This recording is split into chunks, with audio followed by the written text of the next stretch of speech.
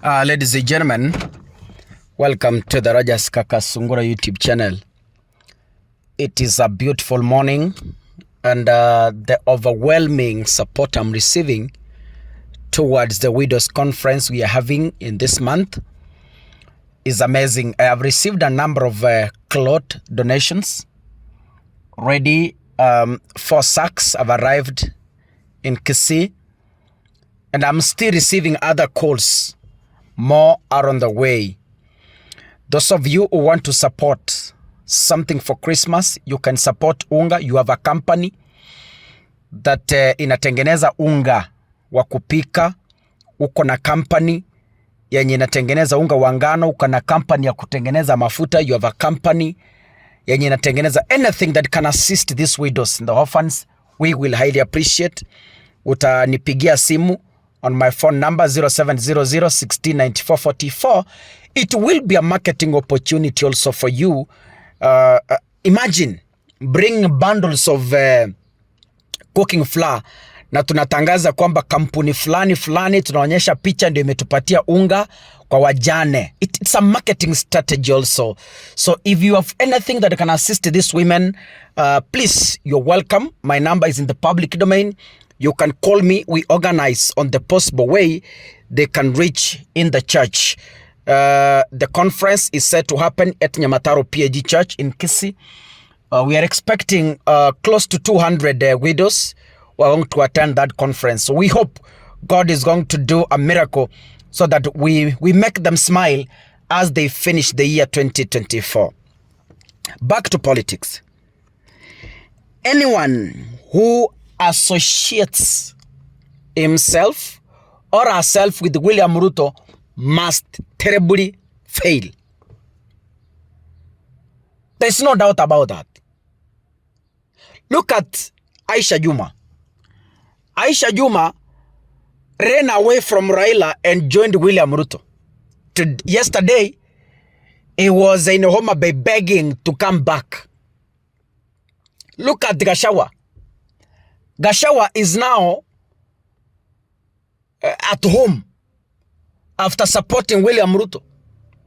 Look at the likes of Moses Kuria being demoted from a cabinet secretary to just a mere advisor, you know. Look at the likes of Eliud Owalo from a CS to a deputy chief of staff, you know. And so many other people who have failed along their career by associating with themselves. Look at Kamala Harris. Kamala Harris was William Ruto's close friend. She lost an election.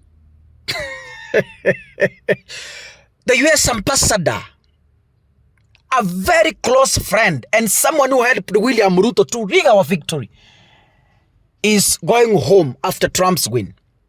Now, let me take you back to Haiti. Let me take you back to Haiti.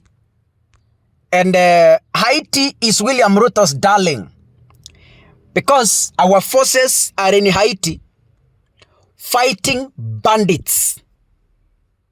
But the news reaching our desk is that there is an Haitian prime minister who proudly visited Kenya for talks ahead of an additional deployment of our police officers to go and help stabilize Haiti streets. Ladies and gentlemen, Gary Conile, is it Conile? Conile? Conile? So, it depends how you pronounce it. So, but to me, I could easily say Gary Conile or Conile, whichever. The Haitian Prime Minister who visited Kenya recently and shook hands with William Ruto, took photos with William Ruto, has been sent home. The Prime Minister was fired yesterday on Sunday following a political power struggle that has really plagued the worst-stricken nation since the gangs took over the streets of Haiti. According to reports, Cornel, who was green light to lead the nation as prime minister in an interim capacity in May, was confirmed fired by the country's election board. Now, according to the official notice that was published in the Lee Monitor, that is the country's gazette, yesterday on Sunday, November 11th, Alex Didier feels aime. I don't know how to pronounce those words, but I'll try my best.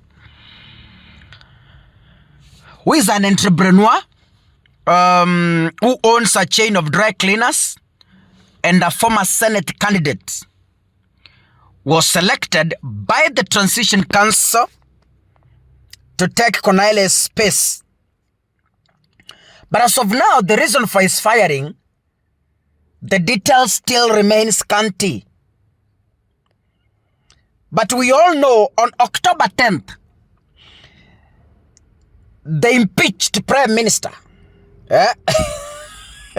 landed in Kenya, for those of you who follow our news, for talks with William Ruto following the death of over 70 people at the hands of the gangs in central Haiti.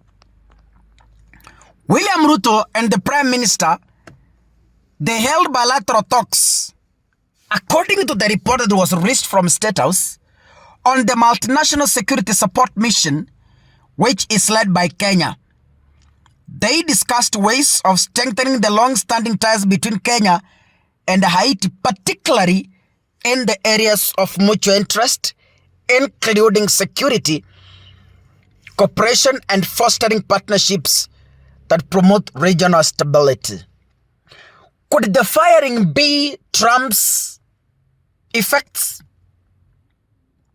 Because we know Ruto and Cornel were close friends to Joe Biden. And the Kenyan police that were deployed to Haiti, it was through the influence of the outgone USA President Joe Biden, under the negotiations of a US's ambassador to Kenya. I think things are now going to the right trajectory. Ladies and gentlemen, the signs are very clear. Signs are very clear that African leaders are going to face it rough in the hands of Trump. And this is my prayer. This has all along been my prayer. Like Kenya, they almost sold our country. But we thank God. At long last, we have hope that things are going to be better in the coming days. Ladies and gentlemen, God bless you. See you in the next episode. Asanteni sana.